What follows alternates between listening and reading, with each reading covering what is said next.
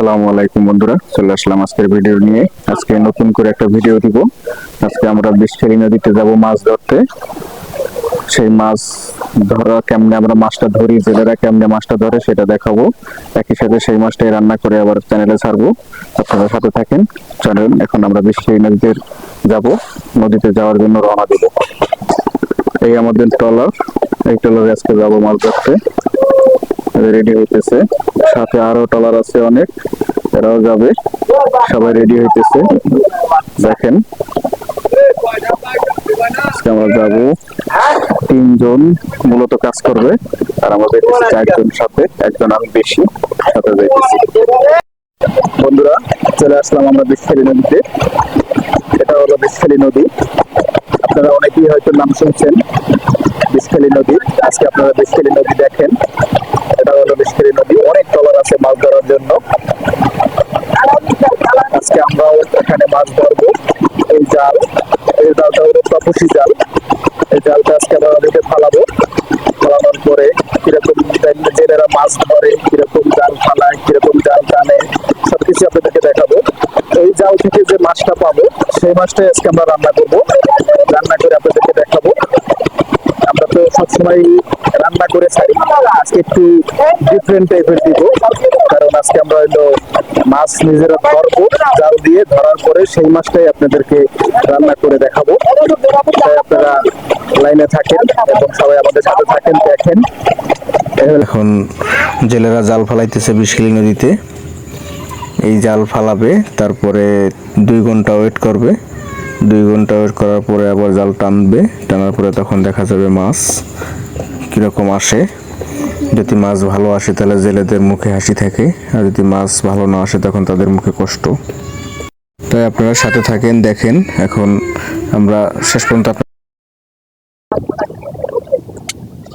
মাছ মাছ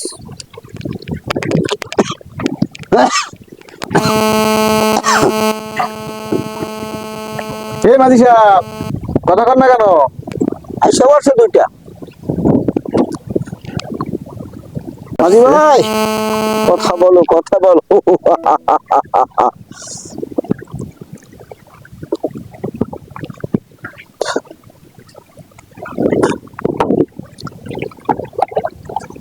আলীনগরের যুদ্ধের সময় যে আপনার কথা বলেছিল, সেসব ওনাকে কথা ভুলে গেছে, না বললে চলবে না। যেভাবে যেন সারাদি মালাকে আমার চাই। দেখতেই পারতেছেন, মাছ দেখে মাঝির মুখে কি সুন্দর হাসি। সে চলে গেছে আজ থেকে 20 বছর পিছনে। যাত্রাপালার মঞ্চে যেরকম ডায়লগ দিত, সেই ডায়লগ তার মনে পড়ে গেছে মাছ দেখে। তাই সে এখন মাঝে মাঝে যাত্রাপালার ডায়লগ দিতেছে। এসো এসো, কথা কন না কেমনে? ওই যে ফান্না ভাই, দেখেন মাঝির মুখে হাসি। এই যে মাঝি দেখেন কি সুন্দর হাসতেছে। হাসি দিয়ে আমি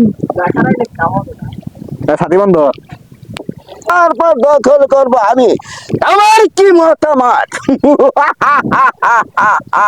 মাছ দেখে মাঝি যাত্রাপালার ডায়লগের একের পর এক যাত্রাপালার ডায়লগ দিতেছে, দেখতেই পারতেছেন। আমার নামে লাগে ভাই। ওই যে মাছ চলে আসছে, জোড়ায় জোড়ায় মাছ চলে আসছে। ওই হাতের ধারে সামনে আছে আর একটা মাছ। মাছ আছে, মাছ আছে, টান দেন টান দেন। এই তো আগলা খুশি। হ্যাঁ, এককালে আগলা আল্লাহ আল্লাহ, এককালে আগলা।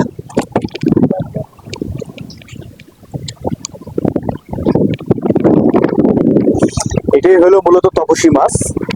অনেকে দেখছি, আমরা বলি বাংলায় রামসোস মাছ। এটা আর একটা নাম কি বললেন? রামসোস মাছ, রামসোস মাছ। আর শুদ্ধ ভাষায় তপসী মাছ না? তপসী মাছ। আর আপনারা বলেন রামসোস মাছ। যাই হোক, আচ্ছা এই মাছটার নাম রামসোস কেন, একটু ব্যাখ্যা করতে পারবেন? এটা রামসোস বলে মানে বাংলায় আমরা এই বরিশাল জেলার এলাকার লোকেরা জানলে আমরা নাম থইছি রামসোস। মাছের মাথায় সোস বড় বড়, ওই জন্য আপনারা এটা রামসোস মাছ বলেন। হ্যাঁ, আচ্ছা, এই যে দেখেন মাছ আর একটা চলে আসছে। এই মাছটার কেজি 600 টাকা নাকি মাঝি ভাই? 600 টাকা 600 টাকা। আমরা পাই 600 টাকা। আর যারা আপনাদের কাছ থেকে নেয় তারা আরো মনে হয় বেশি পায়। বেশি, তারা বেশি বেশি।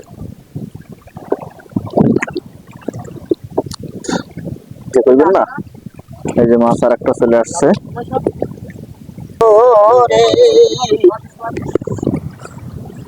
ও আমাদের কুলছড়া মাছ পড়বে না। ওমা, এখন আমরা তপসী মাছটা ম্যারিনেট করব। লবণ দিয়ে দিছি স্বাদ মতো, মরিচের গুঁড়ো দিব 2 চা চামচ, হলুদের গুঁড়ো দিয়ে দিব 1 চা চামচ পরিমাণ। এখন আমরা এটা সুন্দর মতো মাখায় নিব। আর এই মাছটাই হলো আমরা যে মাছ ধরছিলাম জালে বেশখালী নদীতে, সেই মাছটা এখন আমরা ম্যারিনেট করতেছি, তারপর ভাইজে নিব, রান্না করব। এখন আমরা তপসী মাছটা ভাইজে নিব।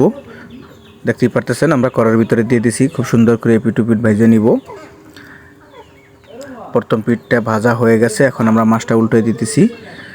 পরের পিঠটা আমরা ভেজে নিব। দেখতেই পারতেছেন প্রথম পিঠটা খুব লাল করে ভেজে নিছি। আমাদের ভাজা হয়ে গেছে, এখন কড়াই বসাই দিব। এখন আমরা কড়াইতে তেল দিয়ে দিলাম 1 কাপ পরিমাণ, পেঁয়াজ কুচি দিয়ে দিলাম 1/2 কাপ পরিমাণ। পেঁয়াজটা খুব সুন্দর মতো ভেজে নিব। এখন আমরা রসুন বাটা দিয়ে দিছি টেবিল চামচের 1 চামচ, পেঁয়াজ বাটা দিছি টেবিল চামচের 2 চামচ, কাঁচা জিরা বাটা দিচ্ছি 4 চামচের 1/2 চামচ। এখন আমরা সুন্দর মতো এটা ভালো মতো তেলে ভুনে নিতে হবে, কারণ সুন্দর মতো ভুনে না নিলে পেঁয়াজের ভিতর পানিটা থাকলে তাহলে তরকারিটা স্বাদ হবে না। তাই আমরা সুন্দর মতো ভুনে নিতেছি। হালকা একটু পানি দিয়ে দিলাম, পানিটা দিছি। এখন হলুদের গুঁড়ো দিয়ে দিলাম 4 চামচের 1 চামচ, মরিচের গুঁড়ো দিয়ে দিলাম 4 চামচের 2 চামচ। আমরা এখানে লবণ অ্যাড করি নেই, কারণ লবণ আমরা যখন ম্যারিনেট করছিলাম তখন পরিমাণে লবণটা বেশি দিয়ে দিছি। দেখতেই পারতেছেন খুব সুন্দর একটা কালার আসছে। এখন আমরা ফাইনাল পানিটা দিয়ে দিব আর 1 মিনিট পরে।